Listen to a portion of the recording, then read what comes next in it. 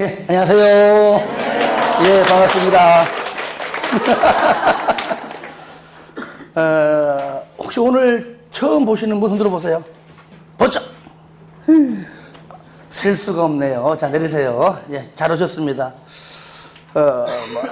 오늘 처음 오신 분들을 위해서라도 하나하나 꼼꼼히 처음부터 할 겁니다. 그래서 한번 보신 분들은 복습이고, 오늘 오신 분들은 새로 시작한 마음으로 같이 하면 됩니다. 전혀 걱정하지 마세요. 이따가 내가 강의하면서 물어볼 겁니다. 대답 못합니다. 그러니까 여러분들 걱정하지 마시고 한 달 먼저 하나, 지금 하나 똑같아요. 전혀 걱정하지 마세요. 실망했지 말고 끝까지 같이 했으면 좋겠습니다. 아시겠죠? 네. 올해 하여튼 나름대로 어떤 2018년도, 근데 2000 넣어야 돼요. 안 넣으면 그냥 18년도면 이상의 말이 좀. 올해 하여튼 계획했던 이 자격증을 한 번도 빠짐없이 다 취득해가지고 제2의 도약을 하시길 기원하면서 오늘 진도 나갈 수 있도록 하겠습니다.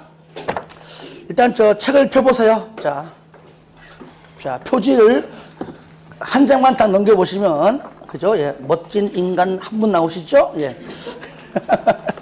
자, 넘겨보시면 먼저 앞에 내용들은 읽어주시고요. 이제 실질적으로 예, 목차 잠깐 보세요. 목차 잠깐 보고 수업 들어가겠습니다. 공법은 총 40문제죠. 40문제인데 각 법률 6개 법률입니다. 6개 법률에서 나오는 문항수가 약간씩 다르다 그랬죠. 예. 첫 번째 법률이 다 같이 시작. 국토의 계획 및 이용에 관한 법률. 길어서 제가 국토법이라고 합니다. 다 같이 국토법. 자, 몇 문제죠? 예, 12문제가 나오고요. 자, 두 번째는 도시개발법이죠. 다 같이 시작. 도시개발법. 개발사업이기 때문에 개발법이라고 할 겁니다. 다 같이 시작. 개발법. 6문제가 나오고요.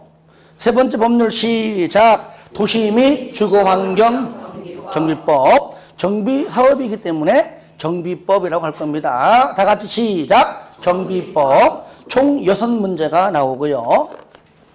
그 다음에 네 번째 건축법. 다 같이 시작. 건축법. 더 이상 줄일 게 없죠, 그죠? 예, 뭐 건법 이상하잖아. 그대로 건축법. 몇 문제? 7문제가 출제됩니다. 다섯 번째 다 같이 시작. 주택법. 예, 마찬가지로 7문제가 출제가 되고요. 마지막 농지법입니다. 다 같이 시작. 농지법. 몇 문제? 예, 2문제가 출제됩니다. 그래서 1, 2월 파트 때 한 번 강의하면 농지법은 잘 안 합니다. 안 하고 나중에 이제 5, 6월 이후에도 하겠지만 농지법에 너무 얽매이지 마세요. 아시겠죠? 일단 국토법이 정리가 돼야 돼요. 솔직한 얘기로 오랜 기간 동안 학원에서 강의하다 보면은 농지법을 아예 수업만 듣고 시험장 갈 때까지 한 번도 안 보고 가는 분들이 대반이에요. 근데 다 맞춰. 왜? 내가 나오는 것만 말하기 때문에 그래요. 그러니까 너무 그렇게 농지법에 열을 올리지 마시기 바랍니다. 아시겠죠? 물론 강의는 합니다. 안 하는 건 아니고요. 자 14페이지. 자, 국토법 총칙 있죠? 예. 총칙 파트부터 같이 하는데, 먼저 하기 전에 기본적인 내용부터 하겠습니다. 첫 시간은 오리엔테이션 및 총칙 파트를 같이 하도록 하겠습니다. 자, 하셨던 분들은 예, 복습이니까요. 먼저 법령 체계 하기 전에 우리가 이제 부동산 공법 그러면 학교는 시간을 배웠겠지만 간단하게 할게요. 부동산 공법이다. 그죠? 네. 그냥 공법, 부동산을 뺀 그냥 공법은 굉장히 많습니다. 뭐 130개, 140개 이상 법률이 있다고들 해요. 그런데 부동산과 관련된 것은 거기 일부입니다. 그 일부 중에서 6개의 법률만 우리가 시험 본다라고 보시면 됩니다. 그러면 여러분들이 부동산이라고 하는 것은 알다시피 학개론 시간에 아마 많이 배웠을 겁니다. 그렇죠? 예. 부동산은 무슨 뜻이냐? 무슨 뜻이죠? 자, 내용은 학개론에 있지만 법률 규정은 민법에 있죠. 그죠? 민법 어디 있죠? 그죠? 민법 제 99조 1항. 뭐라 나와 있죠? 토지와 그 정착물을 말한다.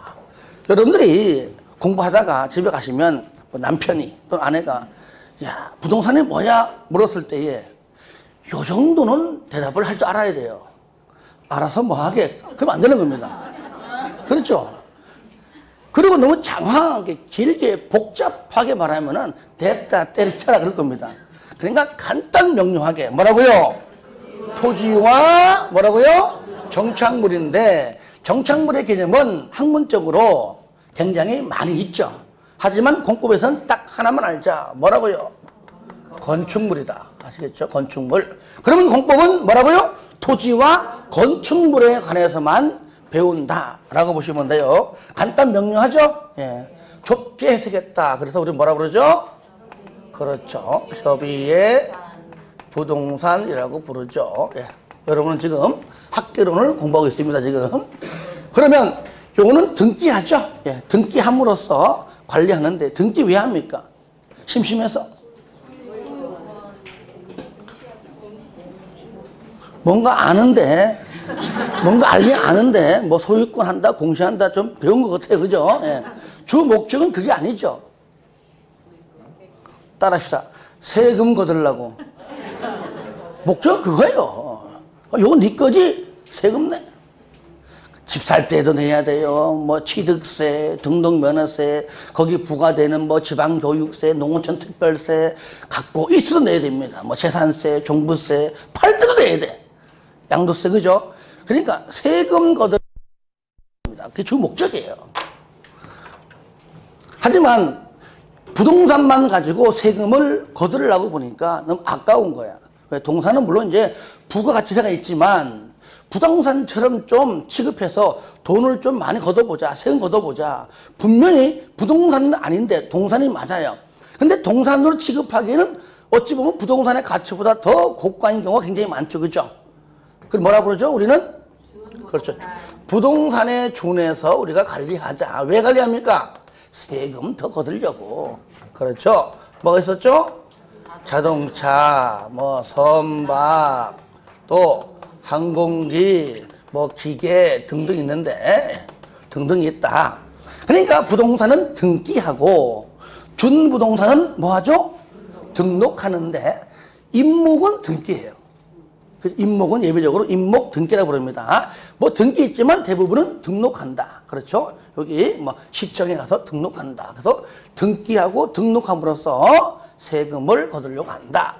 자, 넓은 의미에서 두 가지를 합하니까 우리 뭐라 부르자고요? 넓게 해석했다. 그래서 광의의 부동산이라고 부르자. 그랬죠? 예. 자, 부동산은 요까지 간단하게 하고요. 중요한 건 뭐냐? 공법. 그럼 공법이 뭐냐? 공법을 알려면은 사법의 개념을 비교하면 금방 알 수 있다 그랬죠? 공법은 사법과 공법이 있는데, 자, 사법은 개인사자입니다. 그러니까 개인 간의 법률 관계를 규율한 법이 뭐라고요? 사법이다. 그러니까 사법이라고 하는 법은 없고 이렇게 되어 있는 법률들을 그냥 통합해서 통칭으로 사법이라 부르는데 우리가 배우는 과목 중에 대표적인 과목이 법이 뭐가 있었죠? 민법이 있다. 민법은 사법이다. 개인과 개인, 매도인과 매수인 사이에, 임대인과 임차인 사이에.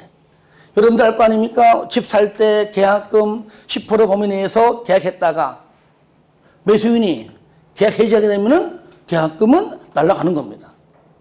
매도인이 해지하게 되면은 그 배액으로 배상합니다. 이런 것들이 어디 있다? 민법에. 뭐 나아가서는 또 민사특별법까지 다 포함해서 다 남아 있다. 그러면 공법은 뭐냐? 공법은 공포의 법이죠. 그죠? 공포의 법. 오늘 4시간 동안 강의할 겁니다. 하는데 미리 얘기합니다. 다 끝난 다음에 도대체 뭔 말인지 하나도 모르겠어 라고 할 겁니다. 그것이 정답입니다. 당연한 겁니다. 난 다 알겠어. 그건 희한한 겁니다. 하지만 공법이 어렵다고 하는 이유가 용어가 우리가 살아가면서 흔하게 쓰는 용어가 절대로 아니에요. 참 행정실에서 공무원들이 쓰는 대부분 용어입니다. 그러니까 용어가 어려우니까 어렵다고 느껴집니다. 그래서 내용을 들어가기 전에 저는 무조건 진도 나갑니다. 내용 할 거예요.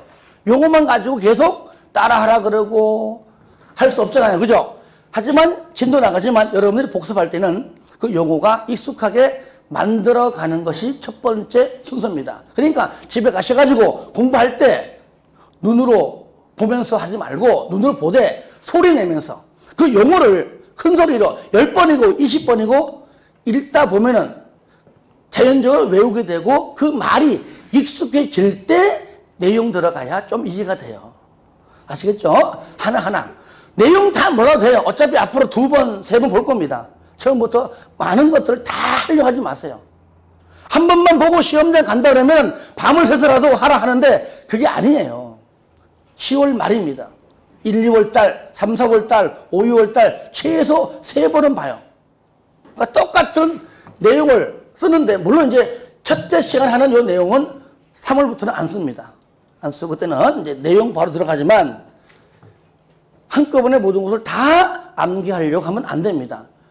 1, 2월 달은 이런 게 있구나. 뭘 조금은 공부해야 되겠죠. 큰 틀을 좀 매일 잡아가고 3, 4월 달에 좀 더 내용 추가해서 공부하고 해야 되지. 처음부터 막 새벽 2시까지, 3시까지 할 필요 없어요. 그냥 1시까지만 하면 돼, 그냥. 그냥 일찍 자고, 아시겠죠? 일찍 오후에 보고. 체력이 중요합니다. 너무나 막 열심히 한 나머지 막 7, 8월 가가지고 쓰러지고, 닝기로 맞고, 이런 경우가 없어요. 잘 먹고, 여러분들끼리 잘 어울리고, 분명히 여러분들 중에서도 아마, 나름대로 아마, 그 반장 있어요? 여러분들 중에? 나중에 뽑으세요. 여러분 중에 반장 한번 뽑으시고, 회계나 총무를 뽑아놔야 돼요. 그래, 여러분들끼리 그 1년 동안 같이 뭘 할 거 아니에요. 행사를. 그래야지만 여러분들 어떤 일, 뭐 같이 모여서 밥을 먹든 뭘 먹든 간에 여러분이 알아 하시되 그런 부분 필요해요. 만약에 뭐 학원에 고유상이 있다. 우르르 다 달려가지 말고 그런 분한테 이름 해가지고 대표로 가라 그 얘기예요. 아시겠죠? 그죠? 그게 필요합니다. 필요해요. 안 했구나? 그런 얘기 안 해줘요? 네. 난 얘기 하잖아. 반드시 뽑으세요. 아시겠죠? 네. 자, 그 법법은 분명히 개인과 개인이 아니고 행정청과 누구랑? 행정청과 우리 개인의 집합체인 뭐 국민 간의 법률 관계를 규율하는 법이 뭐라고요? 공법이다. 공법이다. 그러니까 항상 이 원론 쪽입니다. 행정청, 너 아니면 다 해요. 이 국민은 우리를 말하는 겁니다. 그렇죠. 행정청은 뭐냐? 청자로 끝나는 말은 구청, 시청, 도청. 아시겠죠? 끝, 여기까지. 그러니까 광명시청 또는 서울로 말하면 각 구청, 시청, 구청 또는 경기도청. 그러니까 광명시는 광명시와 나와의 관계. 나아가서는 경기도청과 나와의 관계입니다. 그러니까 광명시와의 관계에서는 나는 시민이고 구청에 있는 경우는 구민이고 동시에 나는 구민이자 시민이자 도민이자 국가로 말하면 뭡니까? 국민이죠. 이 국민 속에 다 들어가 있는 거예요. 근데 지방은 다 끝에가 청자로 끝나더라고요. 근데 중앙정부는 보니까 청자로 안 끝나길래 내가 연구해 봤습니다. 내가 청자를 찾았어요. 청와대. 찾았어요. 아시겠죠? 청차 들어가는 거. 그러니까 이렇게 이해하면 되는 겁니다. 그러면 광명시하고 광명시민인 나하고의 관계인데, 그러면 광명시 발전을 위해서 계획을 수립한다 그러면 광명시에서 수립하든지 아니면 내가 만들든지 둘 중에 하나입니다. 그러면 수립 누가 할까요? 최소한 국민인 우리가 수립하지는 않잖아요. 광명시민 여러분이 광명시 발전을 위해서 계획 수립해봐 그러면은 35만 가지 나옵니다. 왜? 인구가 35만 명이니까. 그러니까 하나의 중심이 되는 계획이 나올 수가 없잖아요. 그러니까 광명시 발전을 위한 계획은 광명시에서 또는 도에서 나아가서는 국가에서 하는 겁니다. 모든 계획은. 그러니까 계획을 만드는 쪽이 내적이고, 그죠? 네. 국민을 바라보는 국민 쪽이 외적이다라고 부르는 겁니다. 행정청, 좀 이따가 이제 세부적으로 또 공부할 겁니다. 행정청, 국민 간의 법률 관계를 조율한 것이 굉장히 많지만 그 중에서 부동산과 관련된 공법 일부 중 6개의 법률만 우리가 공부를 하고 있다. 자, 그 다음에 우리가 요거 해야 되겠죠? 그 다음에 이제 법령 체계, 법을 공부하면서 법령 체계를 모르면 안 됩니다. 법령 체계. 요건 시험과는 관계없습니다. 관계없어요. 자, 가장 높은 법, 헌법이 있죠? 네. 헌법의 기초 아래 헌법에 맞게 만드는 것이 법이고 또는 끝에 율자를 붙이기도 합니다. 법률 또는 법. 국토법은 율자가 붙었죠. 그죠? 나머지는 안 붙었어요. 그건 자유입니다. 자, 국회에서 국회의원들이 만든다. 그래서 만들 때는 세부적으로 구체적인 내용까지 다 만드는 것이 아니라 굵직굵직한 우리가 목처럼 말하면 한 장절 정도만 만든다. 쌍가로 1번, 가로 1번까지는 안 만든다는 얘기예요. 그런 다음에 이렇게 만든 다음에 요거를 어디에다가 대통령한테 이관시킵니다. 그러면 국무회의 열어가지고 이것 갖다 되겠어라 물어보면은 각부 장관들이, 특히 우리는 국토교통부 장관이 좀 말이 많겠죠. 그죠? 그 외 장관들이 요걸 세분시켜야 됩니다. 라고 해서 세분시키는 작업 들어가고 완성이 되면 대통령이 공포합니다. 그게 바로 대통령령이라고 하고요. 실무에서는 우리가 시행령이라고 합니다. 같은 말입니다. 대통령령이 법률 용어이고 실무에서는 뭘 한다고요? 시행령이다. 빨리 시행하기 위해서 한다. 그런 뜻이 있는 겁니다. 둘은 같은 위치입니다. 이렇게 해서 국토교통부에 다시 이관시키면 그때는 국토교통부 장관이 짱이지. 그죠? 밑에 사람들 다 불러놓고 요거 가지고 되냐 물어보면 안 됩니다. 또 일부 세분시킬 때 또 있습니다. 라고 하면 또 세분시킵니다. 그래 완성이 되면 국토교통부 장관이 또 공포하겠죠? 그러니까 그거는 뭐냐면은 여러 가지, 대통령은 한 사람이니까 대통령령이지만 부서는 많잖아요. 그러니까 그냥 앞에 빼고 그냥 부령. 여기 총리령도 있는데 의미 없기 때문에 내가 얘기 안 하는 겁니다. 부령, 국토교통부령, 기획재정부령, 농림축산식품부령. 아시겠죠? 각부 장관들만 집어넣으면 돼요. 우리는 시행 규칙이라고 부른다. 그러니까 요까지가 헌법 빼고, 그죠? 헌법은 빼고 세 가지가 시험 범위입니다. 법, 그 다음에 시행령, 시행규칙까지 나옵니다. 시험은. 우리는 시행령과 시행규칙을 우리는 뭐라고 부릅니까? 싸잡아서 우리는 명령이라고 부릅니다. 다 같이 명령. 공법뿐만 아니라 다른 법률 공부하시다가 혹시 책에 명령 하면은 시행령과 시행규칙을 싸잡아서 짧게 간단하게 표현했다. 그래 보시면 돼요. 그리고 명령의 영자와 법을 갖다 붙여가지고 우리 뭘 한다고요? 법령이다. 그래서 법령체계다. 법령체계.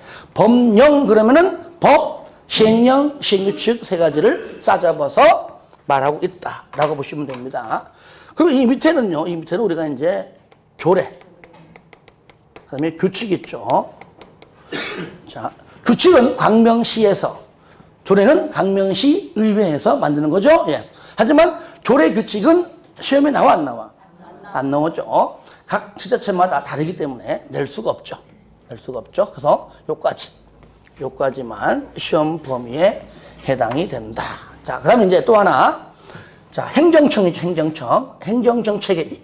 요거는 무조건 정리가 돼야 됩니다. 왜 그럴까요? 공법 자체의 행정청 체계를 모르면은 이해가 안 가기 때문에 그래요. 나 법령체계 나 하기 싫어 안 할래 안 해도 돼요. 하지만 행정정책에는요 본인 한번 쓰면서라도 일단 머릿속에 집어넣어야 됩니다. 왜? 체계를 알아야지만 진도 나갈 때 이해가 되거든요. 행정정체계 여기다 한번 해볼까요? 하나 둘 셋 여기다 합시다.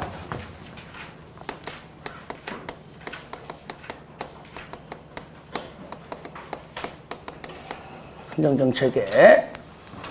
자, 제일 높은 사람 뭐죠? 중앙정부부터 하겠습니다. 누구죠? 대통령이죠. 자, 그 밑에 누가 있죠? 총리가 있고요. 그 밑에 각부 장관들 있잖아요. 이 중에서 우리는 뭐 여러 가지 우리 공법 내에서도 장관들이 등장하지만 대표적으로 가장 많이 등장하는 인간이 한 명 있죠. 누구죠? 국토교통부 장관. 시작! 국토교통부 장관인데 너무 많이 거론되기 때문에 그때 나올 때마다 말하기는 너무 길어. 그래서 제가 앞섰다 가지고 국장 할 겁니다. 아시겠죠? 다 같이 국장. 국장. 그래서 국장 하겠습니다. 국장이 누구냐? 따라합시다. 국장이란 부동산 공법의 아버지다. 아시겠죠? 그러니까 부동산 공법의 아버지만 알면 돼요. 총리 필요 없어요. 필요 없습니다. 아시겠죠? 왜? 위에 안 나와요. 그냥 위에 일선인가 써본 것이죠. 우리는 국장까지만 알면 돼요. 자, 여기까지가 중앙정부라면 이제 밑에는 지방정부가 나오겠죠. 지방정부도 두 가지로 위계질서가 나누어집니다. 첫 번째, 광역자치가 있고 그 밑에 기초자치가 있습니다. 그렇죠? 여러분들이 6월 달에 지방선거 할 때 광역과 기초를 동시에 뽑습니다. 항상 한 명당 어디에 살더라도 무조건 2명만 투표합니다. 여러분 누가 투표하죠? 광명시장하고 경기도지사 뽑을 겁니다. 그렇죠? 서울에서는 구청장하고 서울시장. 아시겠죠? 딱 2명씩 뽑는 겁니다. 그러면 광역자치단체인 단체를 우리는 뭐라 하냐면은 시도라고 부릅니다. 시도. 따라합니다. 시도. 사람으로 말하면은 시도지사라고 하지요. 그렇죠? 말하면은 시도. 그러면 시도할 때 시는 뭐냐? 뭘 말하는 거냐? 먼저 특별시가 있고요. 특별시가 몇 개죠? 하나. 그 다음에 광역시가 있고요. 몇 개 있죠? 6개죠. 인천, 대전, 대구, 울산, 부산, 광주. 그 다음에 하나 더 있죠. 특별자치시가 있죠. 몇 개죠? 하나. 세종시가 있죠. 그러니까 세종시는 특별자치시이기 때문에 여기 인천시장이나 서울시장과 같은 레벨입니다. 아시겠죠? 여기까지 우리 뭘 한다고요? 바로 시요, 시. 시도할 때 시. 그러면 도는 뭐냐? 도는 몇 개죠? 9개죠, 그죠? 9개. 9개인데, 제주도는 특별히 다르니까 특별히 뺀다. 왜? 얘는 특별자치도니까 구분해서 말할 뿐이다. 그 다음에 도가 있죠. 그래서 이거는 하나, 8개죠, 그죠? 요 2개가 뭐예요? 요게 2개가 도여도. 그러니까 시도 그러면 여기 있는 걸 다 말하는 겁니다. 특별시, 광역시, 특별자치시, 특별자치도, 도. 사람으로 말하면은 특별시장, 광역시장, 특별자치시장, 특별자치도지사, 도지사. 그렇죠? 예, 많죠, 그죠? 예. 그러면 요거 말할 때마다 또 너무 기니까 내가 앞자를 따서 합니다. 앞자가 너무 많이 나와요. 어떤 분들은 너무 앞자 따서 하니까 잘 모르겠어요. 그럼 뭐 다 얘기하면 다 아나 그러면? 자, 따라합시다. 특, 광, 특시, 특도, 도. 시작. 특광, 특시, 특도, 도. 한 번 더 시작. 특광, 특시, 특도, 도. 이게 처음에는 좀 어색한데 한 2, 3개월 지나가면 이제 자연스럽게 본인이 막 그래 하고 있어요. 자, 그 다음에 기초자치단체는 시, 군, 구를 말한다. 다시 말하면 행정정책위는 우리 국민은 우리가 시민이자 도민이자 국민은 우리가 실질적으로 지방선거 때 투표로 뽑는 그 사람만 말하는 겁니다. 아시겠죠? 투표로 뽑지 않는 사람들은 여기에 안 들어가요. 관심이 없으니까. 그러니까 특별시장만 투표로 뽑는 게 아니라 그 아래 사람 누구까지? 그죠? 그거 나와. 구. 동장, 면장은 안 나와요. 아시겠죠? 그러니까 투표로 뽑는 구를 뭐라 부르죠? 자치구. 다 같이 시작. 자치구. 투표로 뽑지 않는 구가 있죠? 뭐라고요? 비자치구. 또는 행정구인데 비자치구라고 부릅니다. 자, 광역시는 밑에 또 뭐가 있었죠? 얘는 두 개에서 두 개. 일단은 뭐가 있었죠? 구가 있고 뭐도 있죠? 군 있죠. 인천광역시 광화군, 인천광역시 옹진군, 울산광역시 울주군, 대구광역시 달성군, 부산광역시 기장군. 근데 광주하고 대전은 없는 것 같아요. 내가 말을 하지 않는 거 보니까. 있으면 얘기해 주세요. 자, 구군이 있고요. 그리고 특별자치시하고 특별자치도는요, 오로지 혼자서 다 합니다. 밑에 있어요, 없어요? 없고요. 특별자치도 밑에 원래 있긴 있어요. 제주시장 있어요. 서귀포시장 있습니다. 남제시 군수, 북제시 군수. 그러니까 특별자치도 말고 그냥 제주도일 때는 5명을 뽑았어요. 5명을 뽑았습니다. 특별자치도가 되면서 너에게 2명의 시장과 2명의 군수의 모든 권한을 전부 올인해 줄 테니까 네가 멋지게 제주도를 관광도시로 한번 발전시켜 봐라 라고 만든 것이 특별자치도예요. 왜? 분산되어 있으면 안 되니까, 싸우니까. 그러니까 지금 현재 제주시 2명의 시와 2명의 군수는요, 투표로 안 뽑아요. 따라합시다. 낙하산 타고 내려온다. 아시겠죠? 발령직입니다. 권한 아무도 없습니다. 그러니까 여기 말하는 동장급. 그러면 있어도 특별자치시는 모든 건 만들고 그 과정과 결정 독재. 특별자치시. 특도 마찬가지입니다. 혼자 계획을 만들고 내가 하고 내가 결정하고 혼자 다 합니다. 그러니까 아래 사람 없는 겁니다. 아시겠죠? 예. 그래서 혼자 다 한다. 그러면 2명의 시장과 2명 군수는 뭐 하냐? 피켓 들고 나가면서 이제 한번 구경 오십시오. 라고 그러죠. 한번 구경 오십시오. 라고 하고 있는 겁니다. 자, 한라산 높이가 1950m입니다. 한번 구경 오십시오. 아시겠죠? 아, 진짜예요? 자, 그 다음에 난 뭘 해도 학문이야. 아시겠죠? 근데 도를 보니까 도는 밑에 2가지가 있죠? 뭐가 있죠? 시하고 군이 있죠. 경기도 광명시, 경기도 가평군. 근데 경기도가 자꾸 군이 없어져요. 보니까 확실하게 내가 뭐 이렇게 알고 묻는 건 아닌 것 같은데 내가 아는 범위가 틀렸으면 얘기하세요. 양주군이 양주시가 됐죠. 그죠?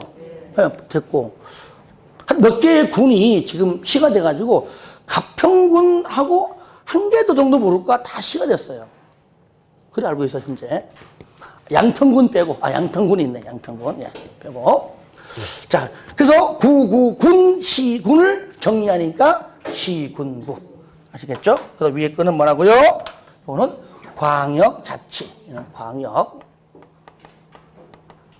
요건 뭡니까? 기초자치다. 그래서 시군구할 때 시는 시도할 때 시를 뺀 나머지 모든 시를 말한다. 그런데 여기 시 중에서도요, 2가지로 나누어집니다.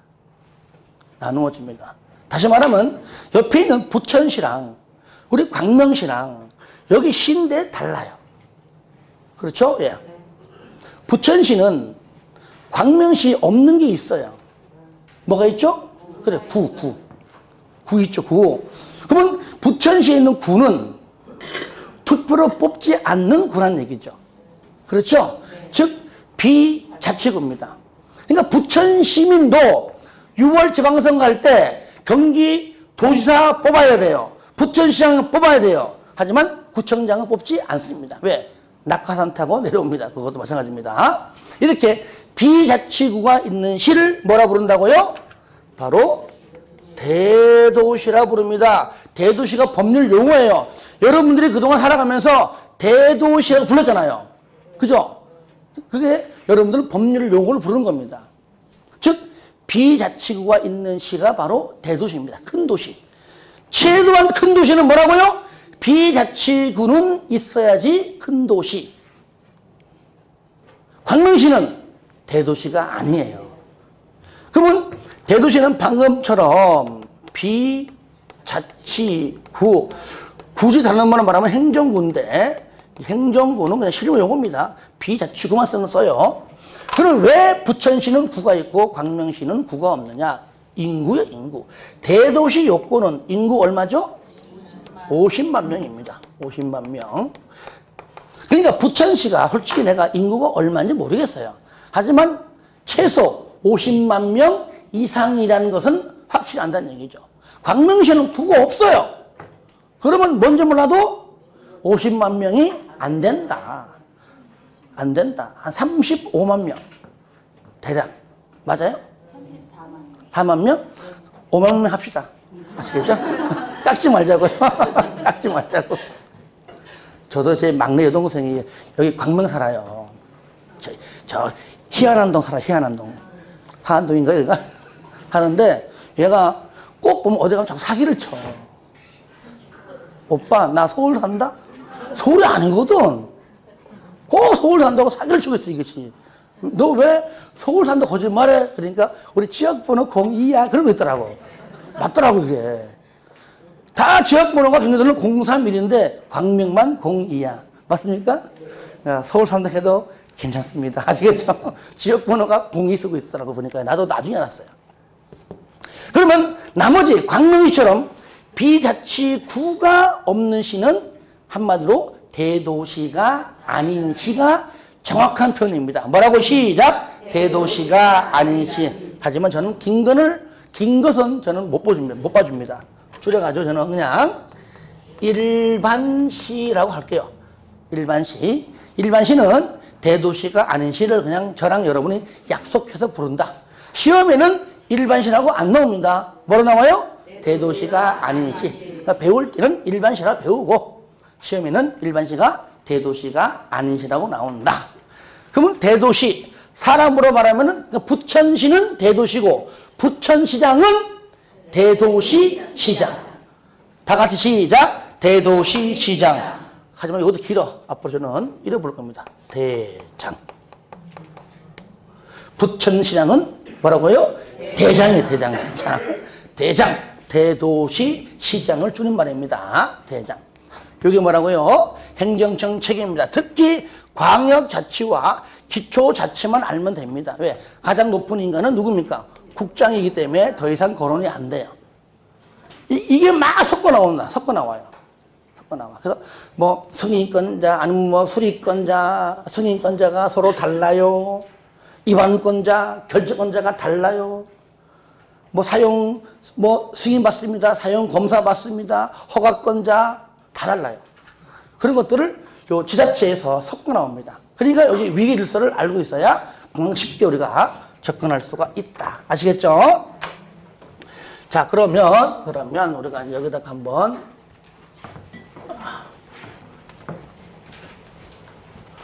저쪽에 써야 되거든요. 좀 이따가.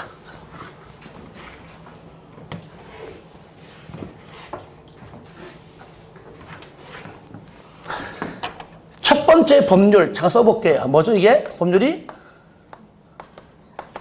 국토의 계획 및 이용에 관한 법률이다. 자, 국토법이라 불렀죠. 다 같이 국토법. 몇 문제? 12문제가 나온다 그랬죠. 이 법률 이름에서도 나오듯이 계획이 앞에 있다는 얘기죠. 그죠? 그러니까 먼저 계획을 잘 수립해서 이 계획에 의해서 개발하고 잘 이용하자. 그러한 의미가 담겨 있는 겁니다. 그러니까 계획에 따라서 계획이 잘못되면 개발도 잘못되겠죠. 그러니까 계획이 굉장히 중요하다. 그럼 이 계획은 누가 만드느냐? 일단은 둘 중에 하나다. 행정청이 만들든지 국민이 만들든지. 그럼 당연히 최소한 국민이 만드는 것은 아니다. 그러므로 행정청에서 그 계획을 만든다. 행정청에서 만드는 계획을 우리는 네 글자로 줄이면 뭐라 부를까요? 그렇죠. 행정계획이라고 부른다. 행정계획은 행정청에서 만들기 때문에 만드는 사람은 자신들하고는 일단은 무조건 관련이 있다는 겁니다. 그렇죠? 하지만 광명시에서 만든 그 계획이 우리 광명시민하고 관련이 있는 계획도 있겠지만 우리 시민과 국민과 관련이 없는 그런 계획도 분명히 있을 것이다. 그 얘기죠. 하지만 행정청끼리는 다 관계 있죠. 최소한들 여러분들이 어떠한 계획 만들 때 나랑 관계없는 계획을 내가 만들 리는 없다는 얘기예요. 그렇죠? 그러니까 관련이 있다는 말을 구속한다라고 하고요. 관련이 없다는 말을 비구속적, 구속, 비구속 이렇게 표현합니다. 그러면 계획은 크게 두 가지가 있다 그랬죠. 두 가지 있습니다.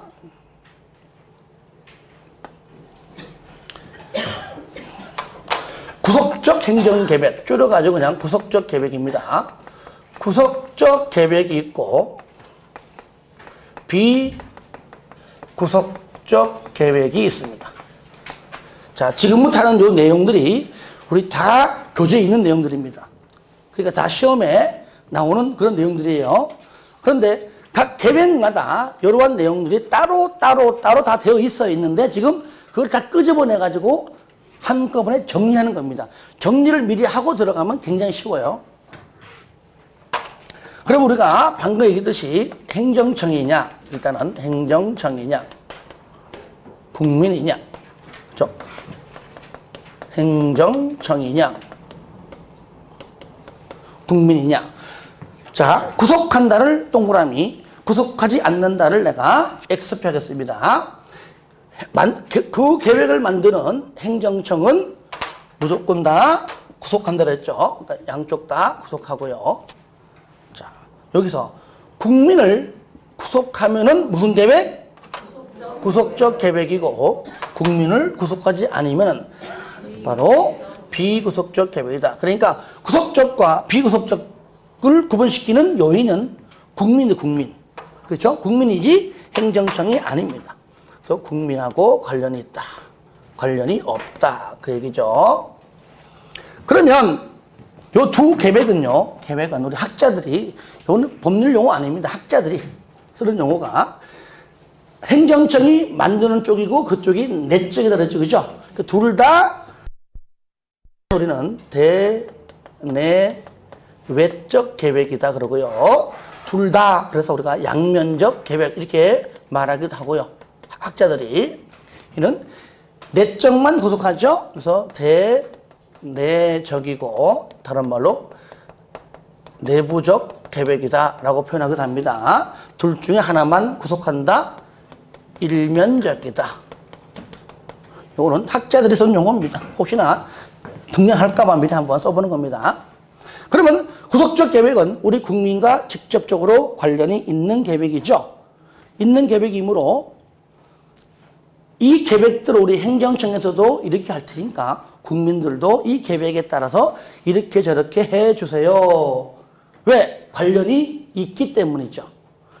그것이 바로 행정청에서 국민한테 방향을 제시한다든가 어쩌면 명령조가 들어가 있는 이렇게 저렇게 하라고 할 겁니다. 이것이 행정청에서 국민에게 내리는 처분이라고 불러요. 용어가.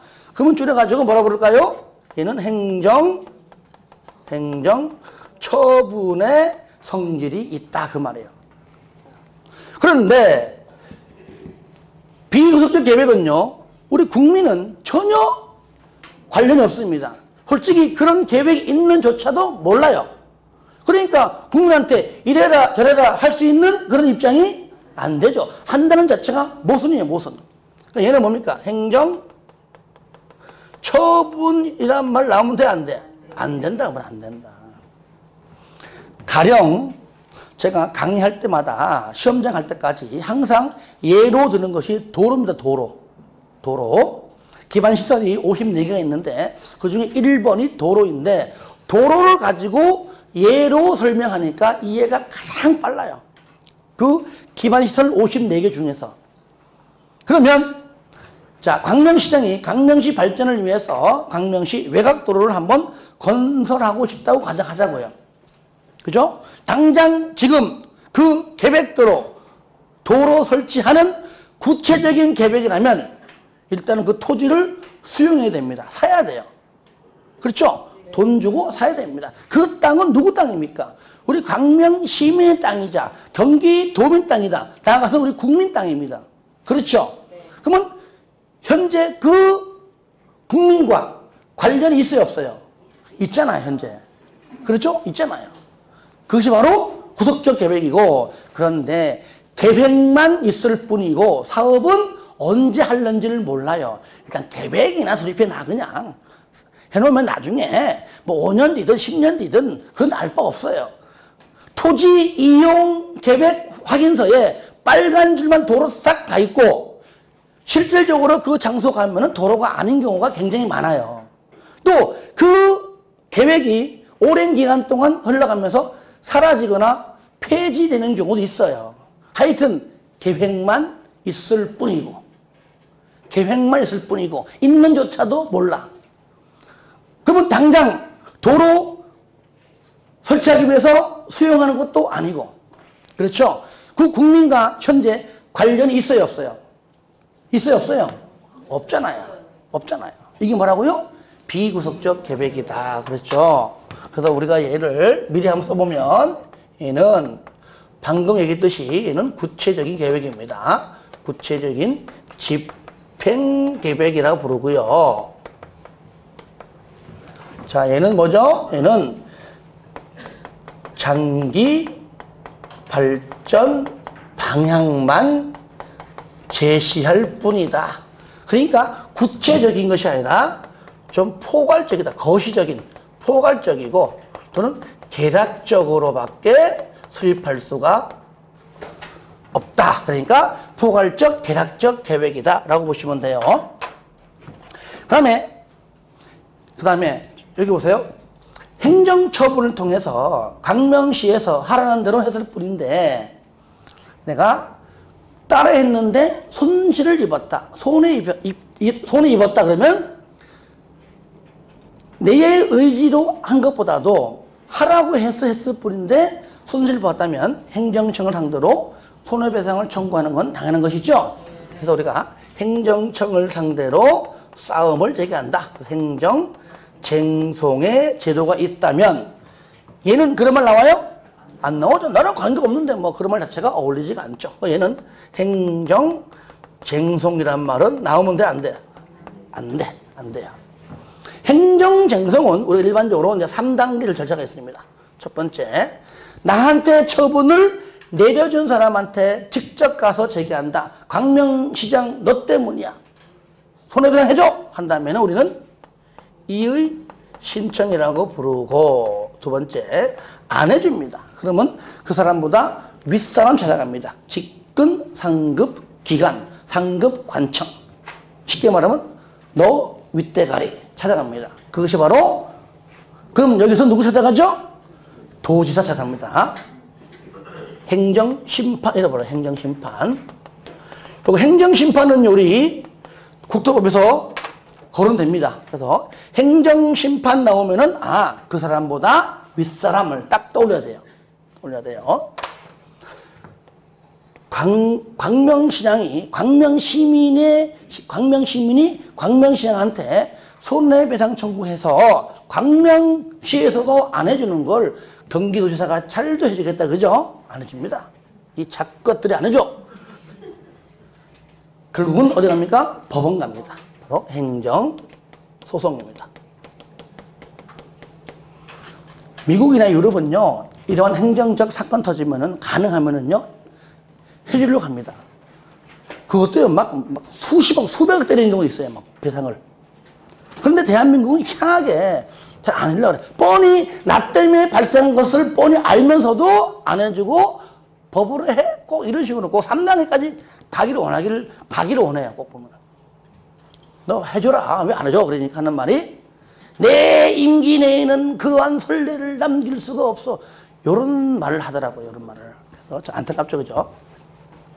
자, 그 다음에 행정처분을 통해서 국민과 관련성이 있는 계획이기 때문에 이 계획대로 하세요 했을 때 그러면 국민이 물어봅니다. 그럼 이 계획대로 하게 되면은 언제까지 하면 됩니까? 언제까지 유효합니까? 물어볼 거 아니에요. 네 죽을 때까지 평생 알아서 하세요. 라고 하지는 않는다는 겁니다.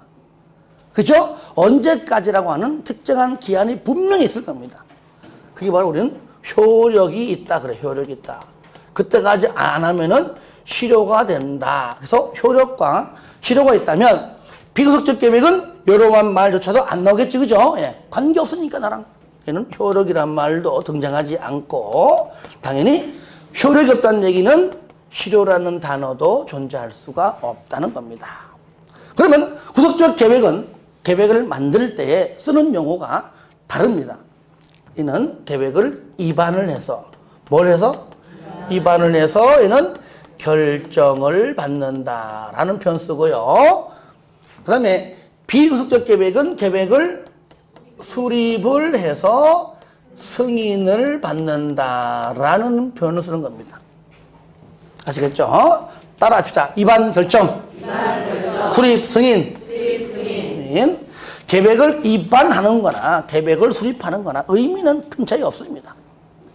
계획을 다 만들어서 결정하는 거나 승인 도장, 맨 마지막 도장 찍어주는 거나 의미는 큰 차이가 없다. 별 차이 없다. 그러면 같이 쓰지 왜 굳이 다르게 쓰고 있느냐? 이거는 그냥 쉽게 구속적 계획과 비구속적 계획을 구분시켜주기 위해서 따로 쓰고 있다라고 여기면 돼요. 그럼 우리가 입안 결정이라는 용어 쓰고 있는 구속적 계획은 우리가 배우는 계획 중 딱 하나 있습니다. 바로 도시, 군, 관리 계획이 바로 구속적 계획입니다. 다 같이 시작! 도시, 군, 관리 계획. 한 번 더 시작! 도시, 군, 관리 계획.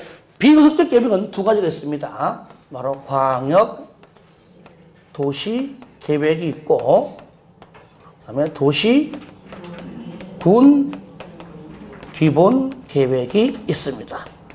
두 계획 다 같이 시작! 광역도시계획, 도시군 기본계획. 한 번 더 해볼까요? 광역도시계획, 도시군 기본계획. 그런데 여기 도시군, 도시와 군 관리계획, 도시와 군 기본계획이 우리가 이제 배우는 입장에서는 다 쓰지만 실무에서는 다 안 써요. 군이 아닌 지역, 최소한 광명시는 군이 아니죠. 그때는 군을 빼요. 실무에서는 도시관리계획, 이는 도시기본계획이고 가평군이나 양평군 안에서는 군을 쓰고 도시를 안 써요. 뭐라 불러요? 군관리계획, 군기본계획. 이렇게 실무에서는 따로 쓰고 있지만 우리는 배우는 입장이니까 전부 다 쓰는 겁니다. 광역도시계획 그냥 다 쓰겠죠, 그대로.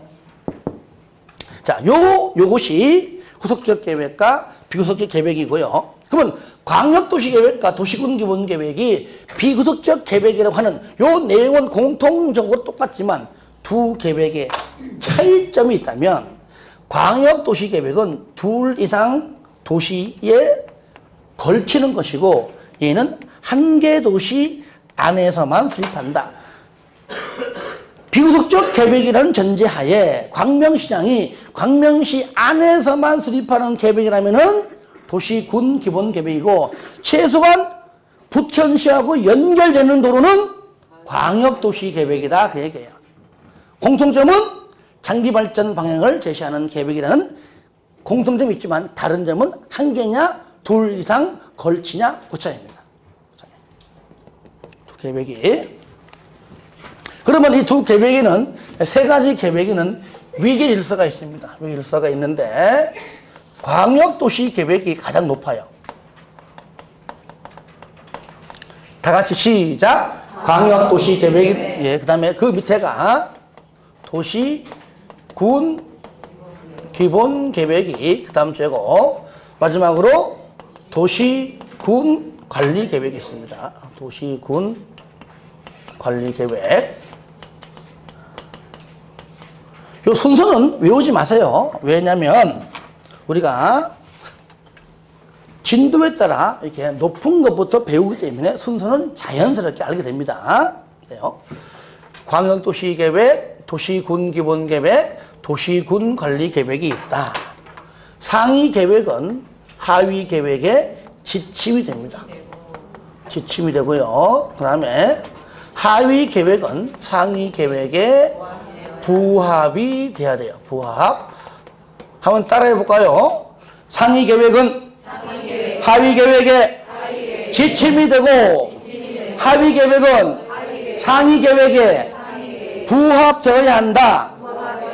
그러니까 도시군 기본 계획은 도시군 관리 계획에 지침이 되고, 도시군 관리 계획은 도시군 기본 계획에 부합되어야 한다. 그 뜻이죠.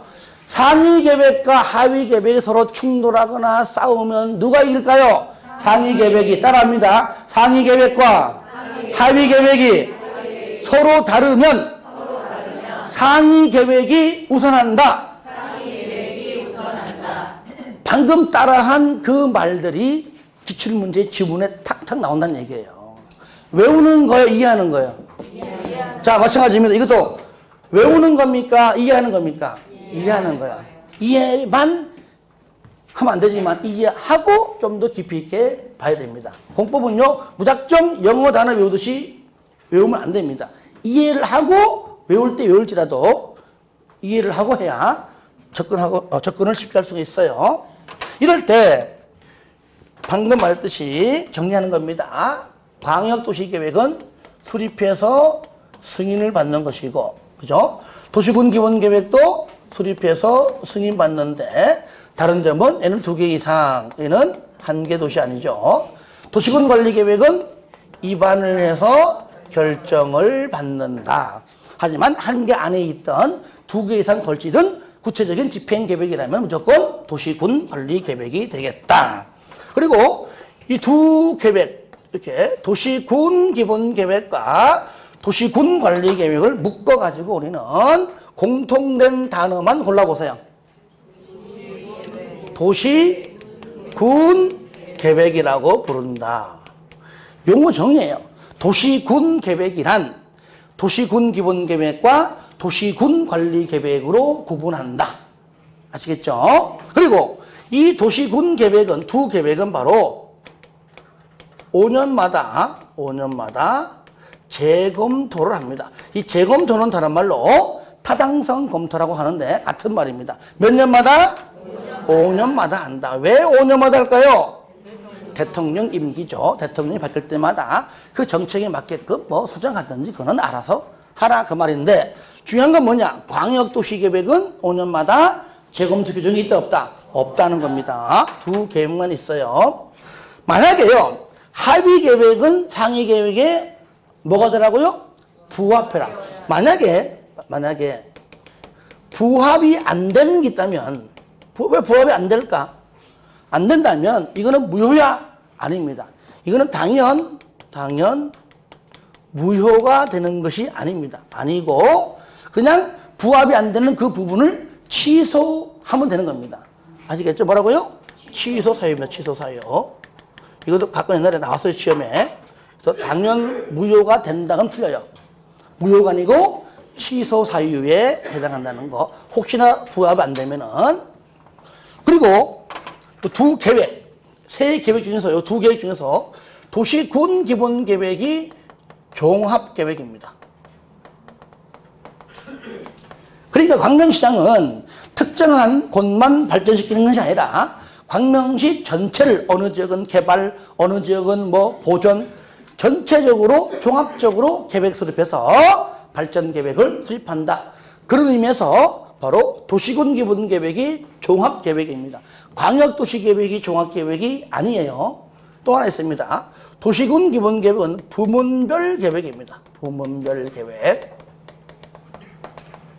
원래는 부문별 계획은 도시군 기본 계획에 부합해야 한다가 정확한 표현입니다만은 거꾸로 보면은 결국은 도시군 기본 계획이 부문별 계획이고 또 이 부문별 계획이 어찌 보면 종합 계획과 흡사해요. 자, 광명시 전체를 바둑판처럼 A, B, C, D 등등등 나누어 가지고 그 A 따로 B 따로 부문별로 계획을 A, B, C 따로따로 계획을 수립하는 것이 부문별 계획인데 그것이 어찌 보면 종합계획과 흡사하다 그 말이에요. 흡사하다. 그래서 종합계획이다, 부문별 계획이다 이런 말이 나오면은 무조건 어떤 계획이 나와줘야 돼요? 도시군 기본 계획이. 광역도시계획이나 도시군관리계획이 등장하면 틀린 지문이 되겠죠. 예. 자, 그 다음에 세 가지 모든 계획. 요거.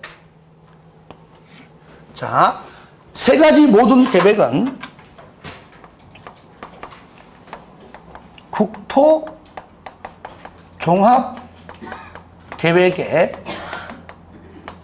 국토종합계획에 부합돼야 됩니다. 그러니까 모든 계획의 최상위 계획이 국토종합계획인데 이 국토종합계획은 국토기본법에 있습니다. 법률 이름이. 그런데 국토기본법은 우리 시험 법률이 아니죠. 그러니까 국토종합계획이 어떻게 생겨 먹었느냐 공부하지 않습니다. 그냥 하나만. 모든 계획의 뭐라고요? 최상위 계획이 국토종합계획이다라는 정도만 그냥 참고하시기 바랍니다. 아시겠죠? 그런데 요거는 시험 나오고 있습니다. 뭐냐? 이 모든 세 가지 계획은 국가계획에 뭐라고요? 국가계획에 반드시 부합을 해라. 요거는 이제 시험 잘 나와요. 아시겠죠? 광역도시계획과 두 계획인 도시군 계획은 국가계획에 부합해라. 만약에 국가계획과 세 가지 계획이 서로 다르면은 상위 계획인 국가계획이 우선한다. 방금 말한 부분들은 지문에 등장합니다. 하지만 국토종합계획 그냥 위기질서만 제가 설명한 것이고 우리 시험 법률이 아니기 때문에 세부적 내용은 거론되지 않는다. 하나만 더 하고 조금 쉬었다 할게요. 그런데 광역도시계획은 방금 말한 것처럼 2개 이상 도시에 걸쳐 있습니다. 광명과 부천이 2개일 때 있지만 길게 보시면 서울에서 부산까지 수많은 시, 도, 군이 연결되어 있죠. 그렇죠? 그러면은 계획 수립할 때에 무조건 그 지자체에 물론 다 맡기지만 그 당사자에게만 맡길 수가 없는 겁니다. 왜? 보존할 지역이고 개발하지 말아야 될 지역까지 포함할까 봐. 그래서 그 광역 도시계획을 수립하는 그 사람보다 윗사람이 광역 도시계획 수립하라고 범위를 지정해 줍니다. 그 지정해 준 범위 안에 들어가서 수립해야 됩니다. 그 범위를 뭐라고 부르느냐? 따라합니다. 광역계획권. 그렇죠. 이 광역계획권의 지정이 반드시 필요해요.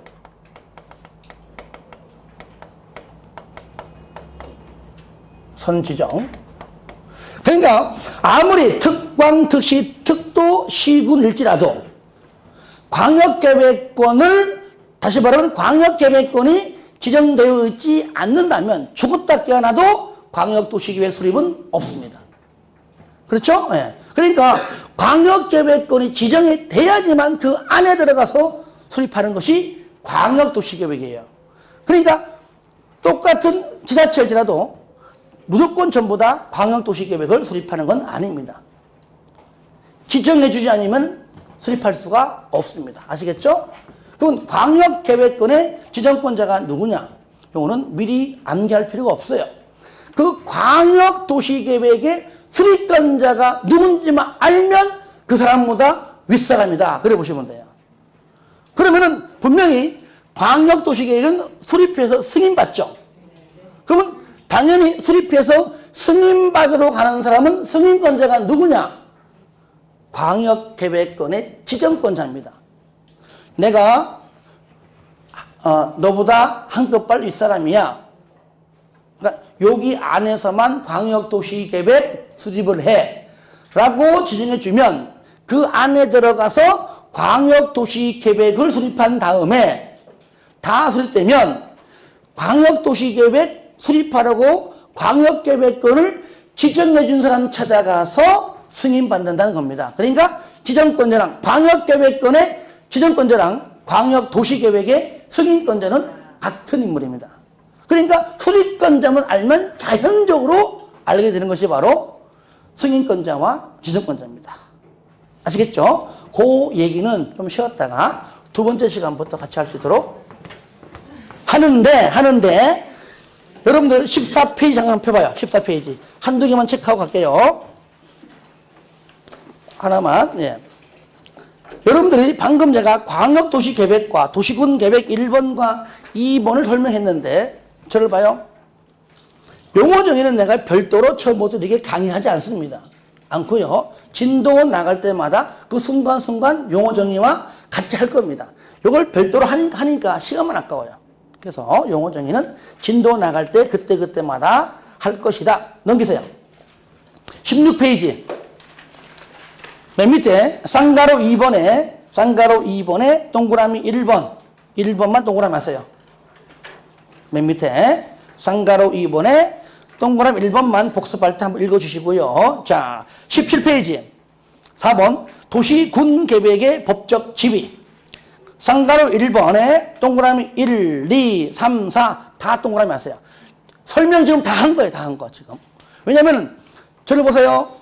내가 만약에 판서 없이 그냥 책을 통해 할 수 있는 것들은 책을 읽어보면서 뭐 줄도 끄고 하겠지만 책에 있는 내용을 내가 판사함으로써 설명할 때에는 요거 설명하고 책 또 읽으면 시간이 너무 많이 걸려요. 하지만 체크 정도는 한다 그 말이에요. 체크 정도는. 왜? 그게 어디에 있는지 모르는 분들이 계시더라고요. 그래서 체크하는 겁니다. 그래서 1번, 2번, 3번, 4번 네 가지 자 넘깁니다. 다른 건 보지 마세요. 자, 20페이지 광역도시계획 및 도시군계획 제1절 광역도시계획부터는 좀 쉬었다가 할 수 있도록 하겠습니다.